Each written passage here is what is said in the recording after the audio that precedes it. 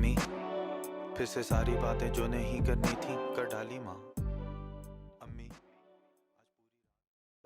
My jokes were bad.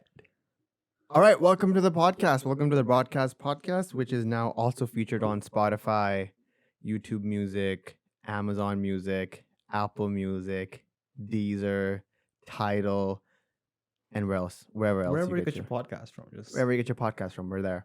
Yeah. I think we're going to be on Patari soon too. yeah. I'm one half of the broadcast. My name is Nazar, My name is Bashaar. I'm the other half. and together we make up the broadcast. So what's going on? Why are we here today? Today we're talking about I mean, once I watch a movie like this, my question is, why are we here today? I mean, yeah, In the larger perspective. in the larger perspective of things. I'm really excited to talk about this. I'm finally talking about this, and the movie that we're going to be talking about is Tenet, directed by Christopher Nolan, directed, produced, and written by Christopher Nolan. For all of you who were living under a rock for the past 6 months that didn't know that. Christopher Nolan, my favorite director of all time. I am always looking forward to any movie directed by him, produced by him. It's enough for us to like go through a pandemic and Yeah. watch his movie with masks on. I mean, once you see that the trailer says from Christopher Nolan, I don't even care who's starring in it, Yeah. who's the lead actor. I just don't care. I Which- know it's going to be great. Which is funny because the lead actors in this movie are amazing. yeah. Some of the best lead performances I've seen in a while. And that's what you can expect from Nolan, like casting for the role. So I thought we'd talk about Tenet for the first maybe 5-10 minutes, spoiler free, so we don't really alienate people who haven't seen it, and then we go full deep dive on Tenet territory, what we liked, what we didn't like, and so on and so forth. Yeah. A lot of people have been asking me regarding reviews about it, and it's really hard to explain how I felt about the movie. Yes, because even when the movie was over, we didn't really know how we felt about it. Yeah. There was a lot of Reddit, a lot of article reading, A lot of watching explained videos on YouTube. lots of that, and it was fun. I think that's part of the experience of the Mhm. movie is coming out and figuring out, putting pieces together, and being like, oh my god, there's definitely a rewatchable factor to Tenet, Definitely. which we'll get into as well Mhm. once we talk about more spoilery stuff. So, I mean, how would you give someone a brief synopsis of the movie without dropping any spoilers? I mean, I've read this a lot, and people have been talking about this a lot. That it's basically James Bond, but directed by Christopher Nolan. I heard Nolan's a really big fan of the Bond movies, and Couldn't you tell by the suits and Yeah. the moving the locations and all that stuff? yeah, That's a big indicator of how big of a fan Nolan is of Mhm. the Bond movies. Yeah, I think it's an espionage thriller, spy thriller movie, Mhm. and that's basically the genre of it. Yeah, I think The that's premise is simple. Like Mhm. we have John David Washington, who's the protagonist. Wink, wink. And he's basically on a mission to stop these plutonium things from starting World War III. Basically, Mhm. that's the basic premise without ruining anything. In a way, it's kind of like stopping Thanos from getting all the rings. I mean, that's one way To of put looking it at in it. like simpler terms. That's one way of looking at it for sure. Mhm. I think we're sliding slightly towards the spoilery territory. So let's okay. stray away Yeah. from that. What did you like about this movie, and what did you dislike about this movie? What I liked about like generally all Nolan movies, but specifically this one, is how Christopher Nolan challenges the viewer to kind of think outside the box as he presents his complex ideas in each of his movies, and the layers that are there, and you have to kind of keep up and challenge your own self to understand what's going on. Yeah. And I just love the idea, like how does someone think of something like this? So you were more mesmerized by the ambition. The ambition and how he executes it. I think we can talk about that more and when we go towards the spoiler Yeah. stuff. But yeah, what I liked was the acting. I think the characters were fit for whatever role that they were playing. Yeah. What I did not like about the movie was the sound. Yeah, you're not the first person to say that. There's so many people who this was the problem that people had with I think I was reading up on this, and this goes back to like the Dark Knight Rises Yeah. days when Bane, Mm-hmm. and which is funny because a lot of his main characters in a lot of his movies are wearing masks, but it starts from Bane when people couldn't understand what Bane was saying, And then the studios had to get him to re-record. re-record his Yeah. dialogue, and then even in Interstellar, there were moments where Matthew McConaughey's character is talking, and then there's the swelling chimes and all that stuff is really prevalent, and you can't hear what Matthew McConaughey is saying. And then Dunkirk, nobody really minded because it didn't really have It's a lot like action. yeah, it was more of a spectacle than it Mhm. was story based Yeah. movie. So people were like, okay, that's not why we're here for it. But this movie is heady and wordy, and every single dialogue is important. As much as Nolan would want to say, "Oh no, it's not that important. You just have to feel the movie." Exactly. There's actually, that's not a spoiler, but this is in the trailer as well. It's like, the lady, the scientist, The says first scientist, yeah. you have to feel it. Yeah, don't understand it, feel it. Exactly. So I think that's what he wants the viewers to do on some level, to like feel the movie. Okay, I get that. I respect that. But if you're making a movie this heady, you Yeah. need to make sure that the audience is on board. To understand the premise, Yes. and then what's And I think I was the on world. board with the movie for about the first half, 55%, 60%. Mhm. And then something happens where I'm completely lost. Yeah, And now I'm playing catch up for the last third of the movie. exactly. And then by the time the movie ends, of course it's a satisfactory, like it's a perfect ending, Mm-hmm. arguably. But then you have to go back and fill in the blanks that you missed out where you were playing catch up for Yeah. like an hour. And I liked it. I think this movie would have served better if it was more coherent and understandable. Yeah, like I was saying before, like I think it was a great idea. Yeah. They did a great job in terms of setting up the world and the premise. Yeah. But I think the execution could have been a bit better. And that's not like, this is still not like, we're not saying the movie is bad by Yeah, any it's means. a great movie. It's a great movie. Like, I'm definitely going to rewatch it. Yeah. But there are flaws with it. It's not a perfect movie. Mhm. It's probably not his best. Mhm. I would say, what does he have? 10 movies now? This fall somewhere in the middle. Mhm. And even in that standards, that's saying a lot. But it's not a disappointment by No, any no, no. means. By No, no, no. if you're a Christopher Nolan fan, Yeah. if you're a fan of all of his Inception, Interstellar, and all of Yeah, if you're a fan of crazy Inception, ideas that he you're has. definitely going to be a fan of this. Exactly, Um, because it definitely has that mind blowing. yeah, it's an espionage thriller. Like, Inception was more of a heist movie where you're Mhm. supposed to like plant an idea and then run. This was more of an espionage thriller spy movie Yeah. where you're supposed to be finding out what's going on. Mhm. And both succeed. I think Inception does it better because Inception, even though it's complicated, isn't as complicated as Tenet is. Inception also has, it's a very basic idea, like, and it's very relatable to everybody Yeah. because we all dream, and then you just add the layers to it. Yeah. So I think With Tenet, I think the thing that he succeeds on, like, I think the ambition that he has is executed well. Mhm. Like, the ideas he has, they're all there. I just think if he had worded it, made it more accessible to the audience, then it would have been a lot more fun to go through that. I think this movie would serve better when it's on Blu-ray with the subtitles on. yeah, for sure. And then that's when you'll get the true essence of it. That's why you need to watch it twice, thrice. Then you'll totally feel what it is, which is a great marketing ploy by Nolan because his movies are always rewatchable. That's what one of my friends was saying as well. Like it's all capitalism. Like he wants you to watch the movie twice so he can get double the box office revenue. Yeah. And it's true. I mean, you have to watch it a couple of times to truly. I think we're gonna watch it soon again. But yeah, Tenet. It's a good 8 out of 10 from my side. Great movie, not a perfect movie. Has its flaws. Has some story beats that could have been done better. And but all in all, definitely have to Google the ending. yeah, you're gonna Google the ending unless you figure it out yourself, which is like, wow, that's amazing. I mean, it's not hard to follow. It's just hard to follow because you can't hear what the guy's saying. Yeah. So you have to like. A lot of the audio is inaudible. Like you cannot understand. A lot of it, Yeah. especially like there's a lot of background white noise Yeah. for some reason, and yeah, it doesn't serve the story any good. Mhm. Yeah, the ambiance is good, but so what? We I watched can't- it in IMAX. Yeah, it was a 70 great Yeah. theater. We've seen a lot of movies in that theater, and the sound has been perfect. So it's not our theater's fault. A lot of people have been saying maybe it's your theater, and but it's not. I've seen so many movies there, Mm-hmm. and it's not an isolated incident where it's just us that we couldn't hear it. A lot of people are like, Yeah. What's going on? yeah, what's going on? Okay. What's your rating? I think I'll give it the same 8 out of 10. 8 out of 10, right? Yeah. Yeah. Like definitely not like 9.5 or something, but yeah, I think 8. It's a fair evaluation. It's a fair assessment. Yeah. Yeah.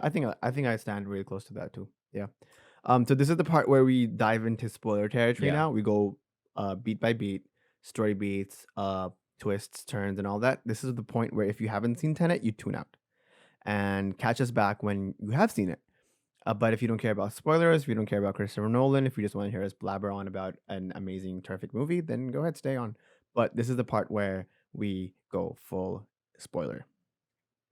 I want to ask you, Yeah. how do you think Christopher Nolan goes to the studios and he goes like, okay, I have this idea of this guy who is a spy on a mission. He Yeah, goes yeah. back in time, and then But not really. but not really. Yeah. And then I also, by the way, I want to crash a plane into a building, a real plane.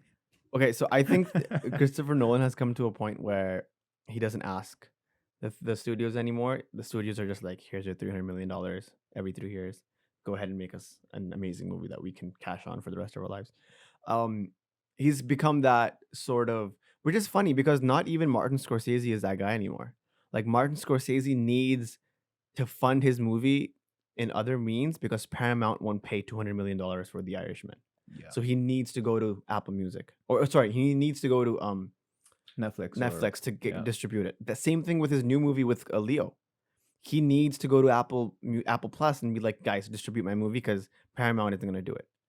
So Christopher Nolan is in a very weird and peculiar place where he's bigger than all the peers that he looks up to. Spielberg, I don't know, maybe Spielberg still have chops, but Fantastic portfolio. yeah, it's a fantastic portfolio and it makes money as well. Like none of his movies have tanked. Which is funny because we'll see how this one does with the whole pandemic and everything. But he's come to a point where the studio knows that $200 million every 3 years has to go to Christopher Nolan because he's going to make the movie he wants to make. Yeah.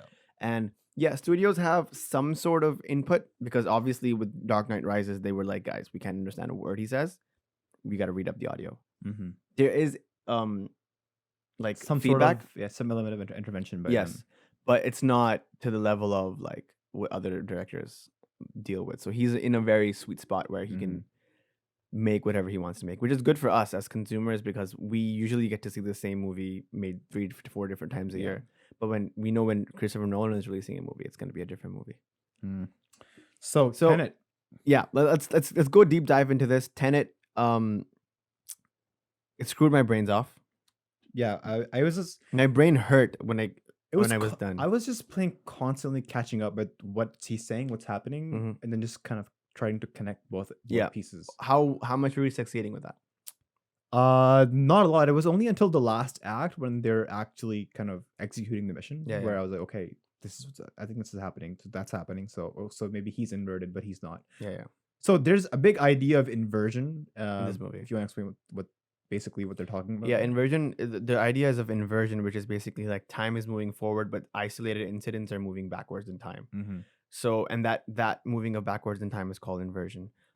That's the play that he does throughout the movie. That's how the movie basically is played out. It's with that trick of inversion, which is called Tenet. And everything you experience while you're inverted, it has the opposite effect. The opposite effect. Like if you die in an explosion, you're not going to die from the heat. You're going to die from you're going to die from hypothermia, basically. And you can't even like breathe in normal oxygen. No, it's going to be everything's the opposite, right? Which was kind of helpful because you could kind of spot in the end, like if they're wearing a mask, he's inverted. Yeah. So you need masks when you're in the inverted world. Everything, laws of physics work oppositely. Time works oppositely. I don't think oppositely is a word, but sure. And that's the basic concept that John David Washington, the protagonist, is fighting against, right?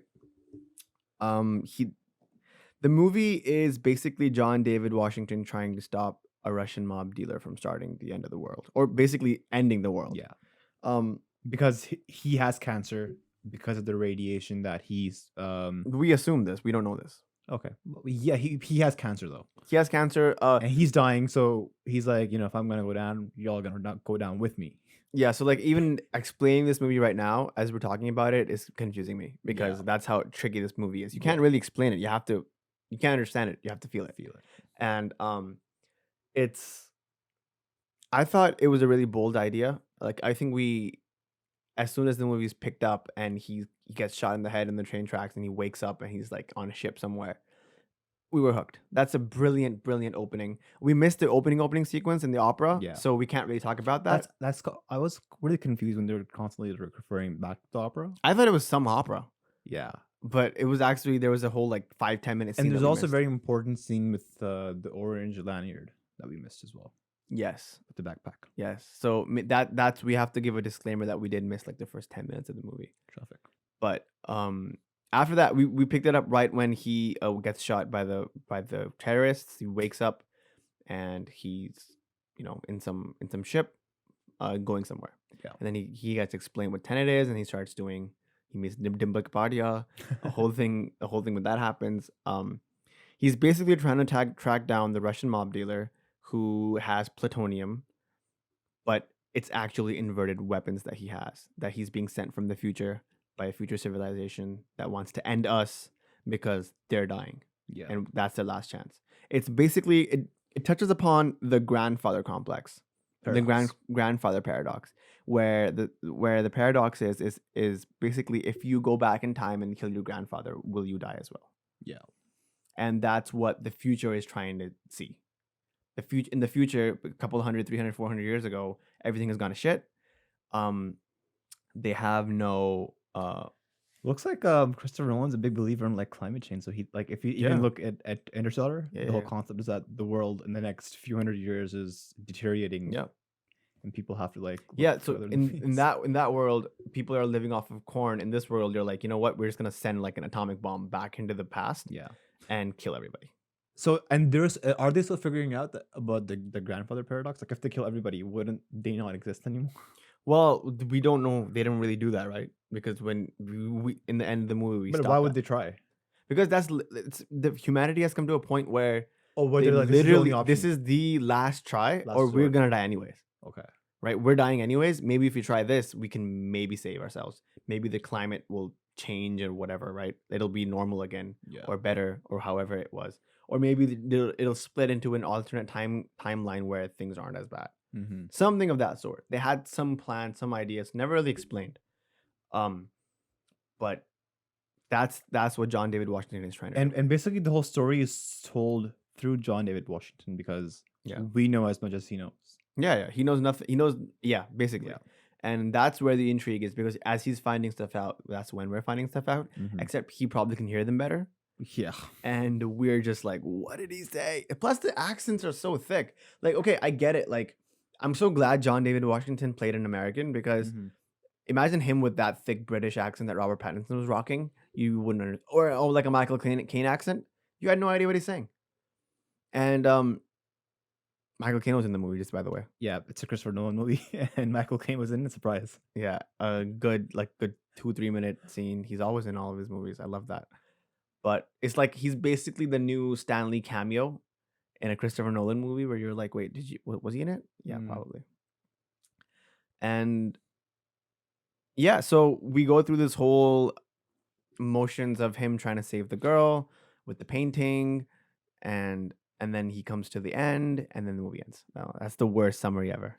No, so he That's the meets this worst. girl, and this girl thinks that her husband is cheating on her with this other chick who she Yeah. just sees jumping into the water. Yeah. There's a lot of layers to that, because I think her character gave the most human. It was the most down to earth performance of all of them. Both of them, Robert Pattinson and John David Washington, were spies. She was the only mortal human civilian Exactly. person. We knew some kind of background about her. Yeah. The audience had a chance to care for her. Yeah. Whereas, as for John David Washington, we didn't even know his name or his background or anything. His name was the protagonist. That was his name. So, That literally, he had no name. I think I like that part a lot, Mhm. because do you remember the scene where they're trying to steal the painting and where John David Washington is fighting himself? Did you know that he was fighting himself? When I had an idea. I mean, I think I leaned over to Hassan and I was like, I think he's fighting himself. because because- Robert Pattinson. He removes the mask, he sees whatever he sees, and he immediately runs the other way to try to stop him from killing the guy. Mm-hmm. Right? That gave me the indication that this is probably like. But this would be even cooler if I had not seen any of the trailers and knew nothing. I think I would be more surprised, more inclined to be like, "Oh my god, Yeah. it was himself." But that one scene in the movie, in the trailer, when he's like, "What the hell happened here?" and he's like, "Hasn't happened yet." I Yeah. was like, "Wow, this is gonna Yeah. be crazy." Even in the theater when that scene played out, I was having like goosebumps. Like, oh my god, this is gonna happen. The Tenet inversion, whatever it is, it's gonna happen now. And that's where Nolan's like creative director energy comes in, where he shows us the same scene 3 different times from 3 different angles, Yeah. and it's amazing. And he actually like crashes a Boeing 747 into a building and then rewinds it. That's amazing. That's amazing. And it's great to see like Director ambition, energy. someone like him still exists in the industry where Yeah. he's still willing to take the leap of faith and shoot these scenes in real life. Like Yeah, I think even in Inception, he built all the sets. yeah. He's On he's not location somebody shooting, who's he's a not big using green believer, screens, no. CGI, nothing. And that shows in this movie. Mhm. You see the actors reacting to real elements. You can pinpoint and be like, yeah, that's Yeah. not a fake reaction to that. Mhm. That's really happening. And I mean, just going through more of the story. John David Washington is trying to help this woman who's the wife of the mob dealer, the Russian mob dealer. She's sort of like not kidnapped, but stuck in this marriage Suppressed. where the mob dealer basically has his finger on her pulse. She says anything, does anything, he kills her and the son that she has. And the Or son she means can go to jail because it's the fake painting that she well, sold we'll to get him. to that. But right now the mob dealer has like the pulse on her could do damage to her beyond belief. At the same time, because why he has that pulse on her is because she was selling a fake painting that he bought for $8 million and could put her into life for fraud. And so she's like, I can't do anything but stay with this man. And then John David Washington is trying to save her, as well as stopping the end of the world. I think that plot point was really important because without that, this movie is basically a hollow spy movie. Yeah. But that woman brought in so much heart and depth Yeah. to that whole story, and that was important. Nolan is known to write really weak female characters. Like, you can't name one strong female character in his entire discography, and Yeah. that's a flaw that he has. This one I thought was better. Not the best. She was still like more of like a damsel in distress type situation where she needs saving every 10 minutes, but she was a lot better than a lot of his other female characters. Yeah. I would definitely agree with that. And it was because of the female character that we were invested in the whole the mission, if you Yeah. want to call it. Yeah. Um, Near the end when she takes the gun and pulls the trigger at the guy, that was so satisfying. Yeah. At the Russian mob boss. Kenneth Branagh played the Russian mob boss. I loved his performance because it was so subdued the entire movie, and then when he would get angry, it would be terrifying. yeah. You would actually feel it, like, oh my god, I don't know how to react because this guy's angry, and I'm scared because this guy's angry. He could Mhm. literally do anything. That scene where he comes into the room, takes his belt out, puts his cufflinks inside the belt, and is about to beat the shit out of his wife. Yeah. That's dark. Probably one of the most darkest scenes I've seen in a Nolan movie. And even the dialogue that he says to her, then I think it was like symbolism for the whole world, where he's like, if I can't have you, no one can. So Yeah. it was kind of like, if I can't be alive in the world, Yeah. nobody should be able to. Yeah, that's foreshadowing for Yeah. basically what his plan was. Mm-hmm. He is the direct link to the future because he's the one who discovered the plutonium that they were sending back, Mm-hmm. and he was gathering them all, the algorithms as they named it. And if he had all 11, this is where the Thanos element comes in. If he gathers all 11 of them, they can blow up the world. And he does gather all of them. And the only way that they know that he's going to blow up the world is when he kills himself or something of that sort. That was the plot point which would end the world, in basically, if he took that cyanide pill, and it was like, that's it. Mm-hmm. And there was a lot of the feeling of that I got in Dunkirk, where there was like the ticking timer in the movie throughout. You could hear in the score. That's the feeling I got in Tenet, where every other second you're like, I don't know what's gonna happen. And it was brilliantly done by Nolan, and the execution was perfect. The action scenes were great. You were invested. You were like, how did he do that? Because I know that's in camera. There's no post-production on that scene. Yeah. That's the same feeling you get when you see like a Mission Impossible movie because, excuse me, because you know that Tom Cruise actually broke his leg doing that jump. That's the feeling that I got when I saw this movie. And yeah, like the whole last 25 to 30 minutes, probably Chaos, more. complete chaos. It was war, like literally war at its finest, where people were being inverted, going back in time, telling the There were people. two teams, the blue team and then the red team. Yeah. And then the reason why it's called Tenet is because they have 10 minutes to do the mission. No, that's not what it's called. That's what it's called, Tenet. No. Yeah, Definitely not. because they have 10 minutes to do the whole mission. No. I'm telling you. I'm pretty sure that's not why it's called Tenet. I'll fact check him on that. I will put it in the description, but I'm pretty sure that's not why it's called Tenet. Okay. You think it's called Tenet? Like No, because 10, and then if you reverse it, it's 10. So there's like two it's a teams. palindrome where if Yeah. you start it from the top and end it at the bottom, it's just gonna say the same thing. Correct. I don't think it's because of the 10 minutes at the end of the movie. Like if your name was Nazan, stop.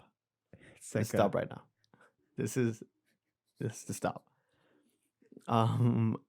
The end where we find out that the guy inside the cage who gets up just in time to take the bullet was actually Robert Pattinson. What do you think about that? What do you feel about that? I thought it was a great twist, I thought I would. but I saw it coming. I thought if I knew what the backpack and then the orange lanyard represented, like because we missed the first 5 minutes, I would have had a better But even in the starting scenes when they showed that, they didn't show that it was Robert Pattinson's. but it had some sort of connection. Yeah, they showed it. Yeah. We'd be like, I mean, oh, we were seeing it for the first time, Yeah. right? And then Nolan has a habit of finishing and ending movies at the same scene. Some movies. Yeah. So that had that element as well. And then also I noticed it when they were going in the tunnel in the end, and then you see Robert Pattinson kind of having this moment, and he goes in the car, and then he's honking at them. Yeah. I noticed that as well. Like, why is he honking? Like, he must know something like that they don't. Yeah, no, I no, that was basically because he saw the henchmen, the Yeah. Russian henchmen coming in and like planting the bomb or whatever. Yeah, and it was a trap. Yeah. I got that point. I thought that instantly changed the movie for me. Just that reveal that Pattinson was in on the whole thing throughout, and he had been friends with John David Washington's character for years, apparently decades or something like that. Yeah. That changed the movie for me Yeah, because every like- single interaction suddenly with Pattinson's character was something else. The whole last 10 minutes, I think it was like goosebumps, like Yeah. reoccurring goosebumps. Yeah. Because you realize Nolan at his best. Yeah. And then that's why I wanted to go watch the movie again and see those beats where Robert Pattinson's character is friends. So with John did David Robert Washington. Pattinson know all along, Yeah. No along what? like the mission, what's happening? He knew that he needed to learn Tenet to go teach it to John David Washington properly and like be involved with it and all that. But in the final scene when they're talking and he goes back to finish something off, Yeah. is he gonna get killed there? Yeah. Okay. Yeah. He's going back just Then to. that's when John David Washington is gonna do Tenet again. He's gonna invert himself again, and then he's gonna go back enough. So to- he's gonna invert himself sometime in the future when he's good, like, and he's strong enough and he knows how to work this thing to go back in time or invert himself enough so that he can go talk to Robert Pattinson's character and teach him everything that he needs to know and to make so sure that Robert Pattinson can go and teach it to John David Washington, and that's the loop, right? That's the cycle that they're not stuck in, but that's basically what it's gonna be. Yeah. That recontextualized the entire movie for me. Just that scene, that reveal. Aaron Taylor Johnson's character was really, really good too. Yeah. He played such a smart army man, like a commander or whatever he was in the army. The what's it called? I forget what it's actually called, what they call it. But he was manning the whole mission, and it was great. His character was a surprise for me. I didn't know he was in the movie. Did you know that? I had no idea. And I'm glad it was someone like Aaron Taylor Johnson, who's a great actor. / isn't that well known. Well, yeah, Kick-Ass. We know Kick-Ass. We know he was He had great Quicksilver for like a movie. Nocturnal Animals. He was great in that. Yeah, but that's like people Yeah. haven't seen Nocturnal Animals a lot, and they don't Mhm. really know, that he was amazing in that movie. Go Yeah. watch Nocturnal Animals, by the way. But I loved his character arc. which was basically there to start the war and be like, guys, I am in charge. Everybody goes through me, because you need someone like that. And at the Mhm. end, when the three of them are standing, it was a great scene. It was a great reveal at the end, and yeah, it gave me goosebumps. It's classic Nolan. I would definitely go and watch this again, just so the fact that I know all these things now. Yeah. I can further understand. It's the and same fill the feeling we had gaps. when I watched Prestige Or when I just you watched Inception in the theaters. Yeah, So freaking amazing. How was experience. that? Amazing experience. Like Yeah, it's I've seen that movie so many times, but having the privilege to see it in the theaters for the first time, that's the thing with amazing. Nolan I movies. felt it in my chest. They're evergreen. Yeah, but I mean, yeah, I agree. They're really good. Yeah, it was great fun just being back in the theater, sitting in the IMAX seat, watching a Nolan movie, directed by Christopher Nolan, a film by Christopher Nolan, on the theaters. I think that experience itself is worth it. I hope we have a lot more of those. But Yeah, you know, definitely miss going to the theaters. definitely, because man. The we're- summer season was dead yeah. because of it.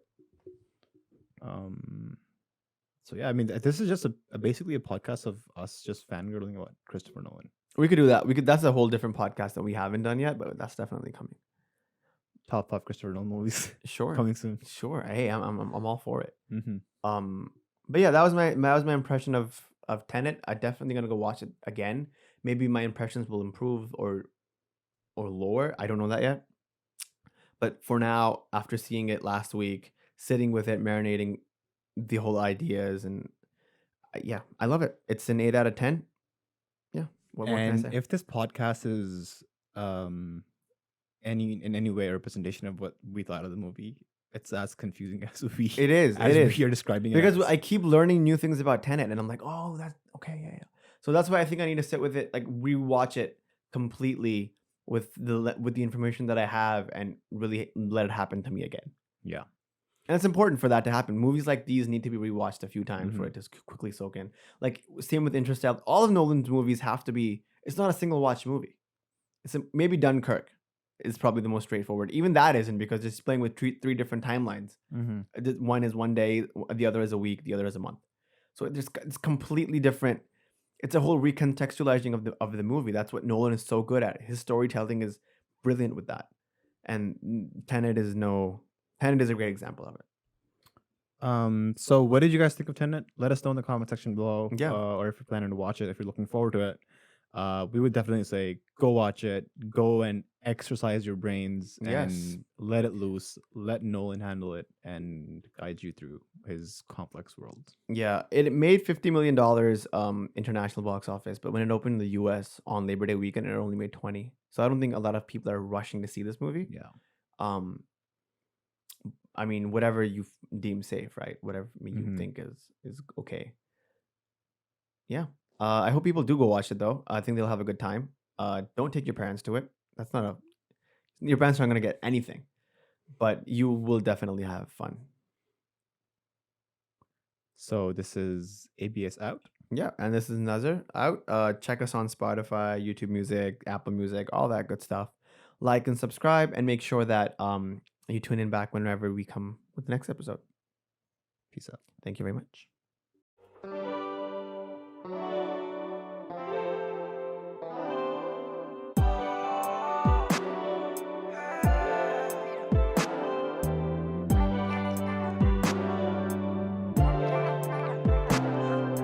माँ अम्मी फिर से सारी बातें जो नहीं करनी थी कर डाली माँ।